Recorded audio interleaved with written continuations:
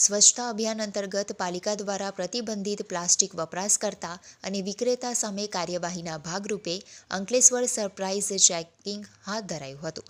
દરમિયાન ચેકિંગ ટીમને ચોક્કસ બાતમી મળી હતી કે સુરતથી આવતા એક ટેમ્પામાં પ્રતિબંધિત પ્લાસ્ટિક બેગનો જથ્થો લઈ જવામાં આવી રહ્યો છે. જે માહિતીના આધારે પ્રતિબંધિત પ્લાસ્ટિકનું સરપ્રાઇઝ ચેકિંગ હાથ ધરી વોચ ગોઠવી હતી.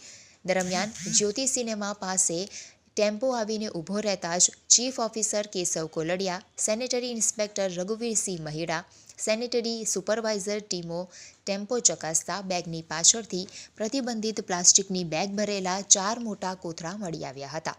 કુલ 145 કિલો પ્રતિબંધિત પ્લાસ્ટિકનો જથ્થો મળી આવતા જથ્થો સીઝ કરાયો હતો. ડિલિવરી આપવા આવેલા ટેમ્પો ચાલકની પૂછપરછમાં આ જથ્થો જીઆઈડીસી પોલીસ મથક પાસે આવેલ અંજલિ ટ્રેડર્સ અને જીઆઈડીસીના એક ગોડાઉન સંચાલક પંકજભાઈનો હોવાનું સામે આવ્યું હતું. જેના આધારે અંકલેશ્વર ચીફ ઓફિસર કેશવ કોલડિયાએ જીપીસીબી વિભાગમાં આ અંગે જાણ કરી હતી તેમજ વધુ તપાસ શરૂ કરી હતી.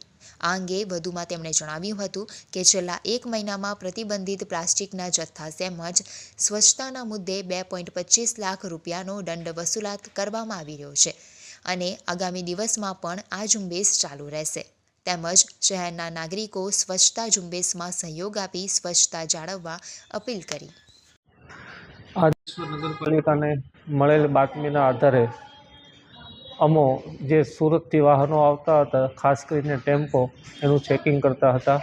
તેની અંદર બાતમીના આધારે એક ટેમ્પોનું ચેકિંગ કરતાં પ્રતિબંધિત પ્લાસ્ટિકનો જથ્થો મળી આવેલો હતો, જેનું વજન 145 કિલોગ્રામ હતું.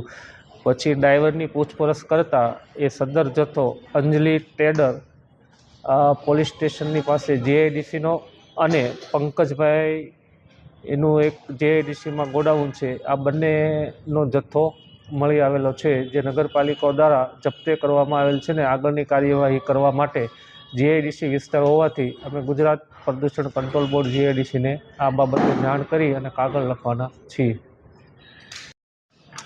અને અંકલેશ્વર નગરપાલિકા દ્વારા જે જાહેરમાં પ્રતિબંધિત પ્લાસ્ટિકનો ઉપયોગ કરે છે તેમજ અને જાહેરમાં ગંદકી કરનારા ઇસમો સામે છેલ્લા 1.5 મહિનામાં લગભગ 2.25 લાખનો દંડ કરવામાં આવેલો છે.